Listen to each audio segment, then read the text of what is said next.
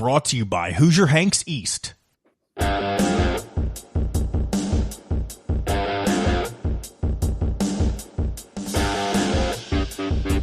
Welcome back, Indiana Sports Beat Radio on this Thursday here at the Hard Truth Studios. And now it's time for the star of stage, screen, and television, Bob Kravitz from bobkravitz.com. How are you, sir? I am splendid. You want to know why? I absolutely want to know why. Because I made an eagle yesterday. I made an eagle from 154 yards out. I hold it. And so every week I put in $10 into the skins pot. So what did I do this week? I forgot. So I didn't win any skins for my eagle. And what would that have paid? Do you know? Probably about $60. Okay. Yeah. So we're not talking about some crazy number like $11,000 or something. No. But $60 is $60, right? Oh, hey, yeah. I mean, but the eagle, I'm like, how far out were you? 154. That's like a hole in one. It really is. I mean, there are a lot of holes that you're playing on, the par threes that most people are going to get a hole in one on, or 150 to 170. Yeah, congratulations. Well, thank you. I know that your listeners really give a crap, but hey, where was this? At Prairie View. Prairie View, I figured your home course. Yeah. So you ought to have that place figured out by now. Yeah. Well, I know where to hit the ball. I just don't do it very frequently. Yeah, there you go. Who had just said that? The eagle has landed. There you go. There you go. The eagle has landed right into the cup. I heard it hit the pin, and one of my playing partners said the ball disappeared. Like, what do you mean the ball disappeared? He said the ball disappeared. It's in the hole. I was like, you're full of crap. We go up there, we walk up there, and there it is, right in the hole. Yeah, everybody dig it. Cool. Congrats. That is awesome. I would take one of those. Man, all kinds of stuff going on to talk about. Sir. Really.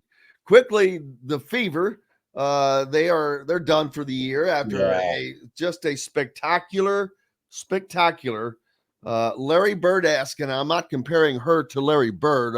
The way she was able to attack the professional level and to grow from that during that 1-8 campaign, how she was 9-10 turnovers, and everybody was just like, well, how you like me now?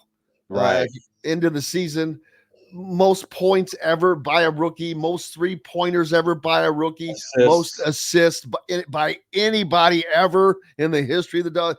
I could go on. There's like 5 different things. Jim, this may be the greatest rookie season in all of sports. I have to do some research. I want to see what LeBron did his rookie year, but I can't think of another rookie in another sport who finished 4th in the MVP voting. I'm going to do a little research today once we get off the line, but I think a case could be made that this was the greatest rookie season in the history of organized sports. I don't disagree, and again, although Larry, now that I think about it, now like I say, I got to do research, but Larry took the Boston Celtics from like 20-something wins to 60, and I'm sure he was an MVP candidate. So maybe Larry had he did not have McHale or Parrish his first year, did he? I don't believe so. I don't know. I don't know that. I don't know that. I don't want to misspeak. Yeah. The fact that comparison, maybe that comparison's more real than I'm giving credence. And it's not because of how some people will take it. The white black thing. You've got Angel Reese, who I think, had she not been hurt, would also, it would have been a Bird magic type electric thing for the WNBA as far as both of them being so successful as rookies. I thought that the conversation during the season on Rookie of the Year became more and more ridiculous as the season wore on, because once she took off, once Caitlin took off, I mean, she left Angel in the dust.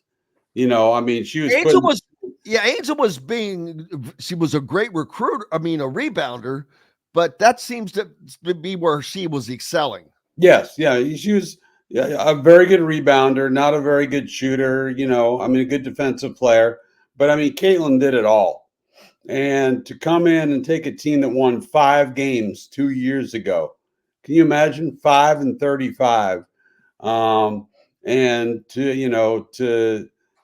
they won more games this year than they did in the combined the last 2 years. So good on them. They played a much better game yesterday. But look, you know, I mean, Connecticut's been there, done that. They've got, you know, a lot of playoff experience. The Fever had, I think, 19 games worth of playoff experience. You know, they need to make some moves. They got to get rid of Melissa Smith. That's the first thing on the docket. I hated to see that. Oh, gee whiz, from Indiana, great flip, the Indiana player, Kelsey. No, that's on the Fever team from IU, the guard. Grace Berger. Grace Berger. I hated to see Grace got to come in a game last week with a chance to win the game at the buzzer and just missed that elbow jumper from the free throw line. That would have probably made her more endeared to. No, she's had to accept a new role. I mean, last year she played a pretty significant role on their team, but you know, Caitlin comes in and changes everything. So now you're on the bench and you're getting very limited minutes. Indiana basketball lands one, loses one so far this week, and Trent Sisley committed earlier in the week, and then yesterday, Jalen Harrelson, he's going to play for Micah Shrewsbury at Notre Dame, which is Notre Dame's biggest recruit ever. Yes. So great job for Micah Shrewsbury. And I knew he's been out on the recruiting trail. He was down to see Trent Sisley. He's a great recruiter, but he's going to do a good job at Notre Dame. And there's no doubt. There's no doubt. I've known Micah since his Butler days, and he is sharp as a tack. He works his butt off. It's just, I'll be honest with you, Jimmy. Have you seen Sisley play? Oh yeah, you have. Yeah. See, I haven't, because I don't do the recruiting, the high school thing very much. But I hear he can shoot it. He can play multiple positions. That's it. I hear only good things about him. Now, whether he'll be ready as a freshman, I don't know. What's that? He's a Swiss Army knife. Right. The big thing is they need somebody who can shoot. Well, he and his shooting, he has worked on. Not that he wasn't a good shooter. He continued to work on that. He worked on with Todd Leary on this shooting. Oh, okay. He was, and you could see he was this summer. But more than that, he's also a good defender. Mikael Brown Jr., who Indiana is chasing, one of the top recruits in the country, got shut down by Trent Sisley in an AAU game this summer. So he is he is a true all-around player, and he's going to be on the roster for 3 to 4 years. Right. I mean, that's a gold mine recruit. That's better than landing Jalen Harrelson. Jalen Harrelson might be a better individual player at this moment, but Trent Sisley is a much more valuable piece to the Indiana basketball recruiting scene, in my opinion. Yeah. And you still need guys like that. I mean, look at. I know we hate to mention Purdue on this show, but Purdue's got, it's like the whole Matt Painter says, get old and stay old. They're going to have some guys who are going to be here 3 or 4 years. And those are your foundational pieces.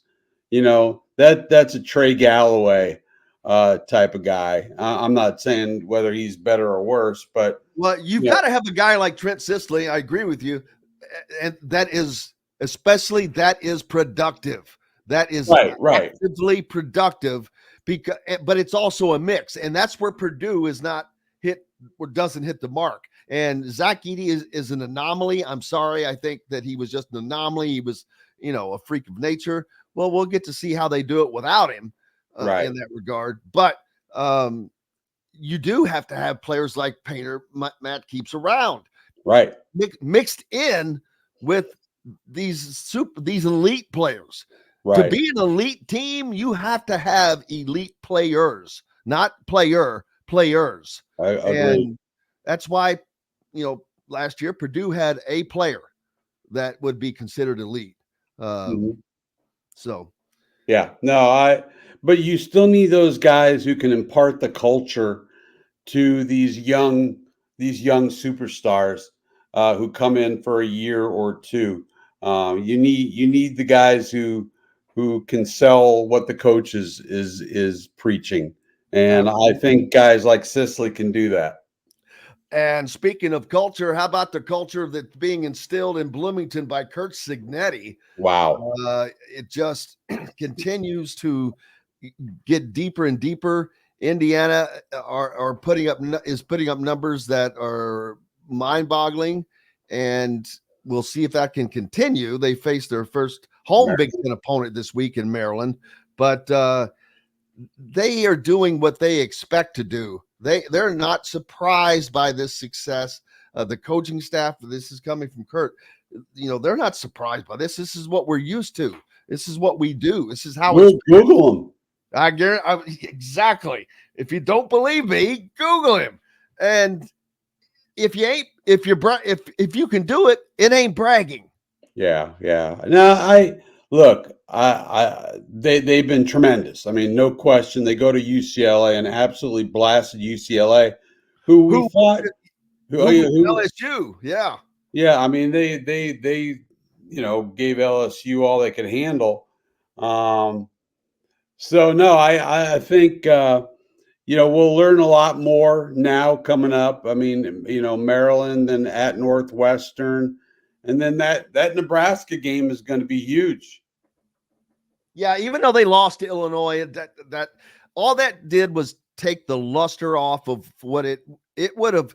Man, if they could have gotten past Illinois, they were the higher ranked team. By the time that game comes around, they would have probably been ranked about 12th or so, undefeated. And if you can beat a top 12 undefeated team, well, that perception will just vault your worth in the eyes of these people. When they lost, it takes luster off of that. Right. When do you think, how many more victories do you think they need before they get ranked? This weekend. You think this weekend would do it? Yeah. I mean, people will finally have to get off of the Indiana football thing and just recognize what is going on. They're averaging 50 points a game. I just gave a stat before you joined us. Here's, if you want to, it's an eye opener. In 2021, in 12 games, they scored 207 points.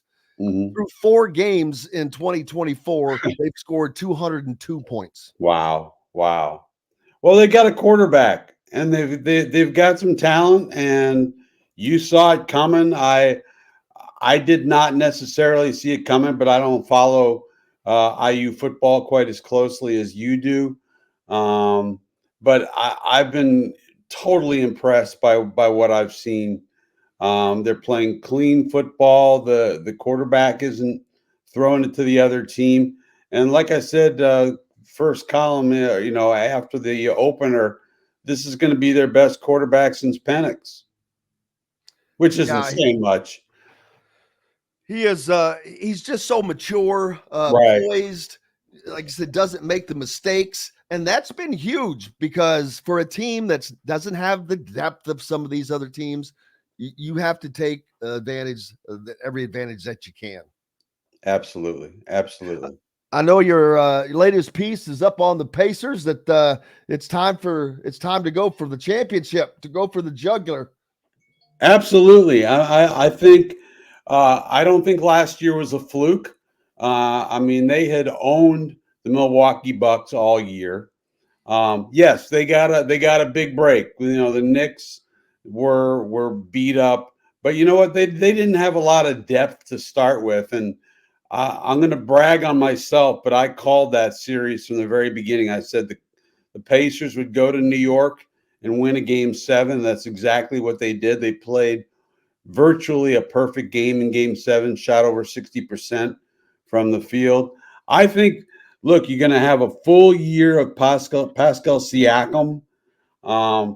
You know, they're running it back with basically the same team, everybody except for Jalen Smith and some, some guys on the edge of the roster.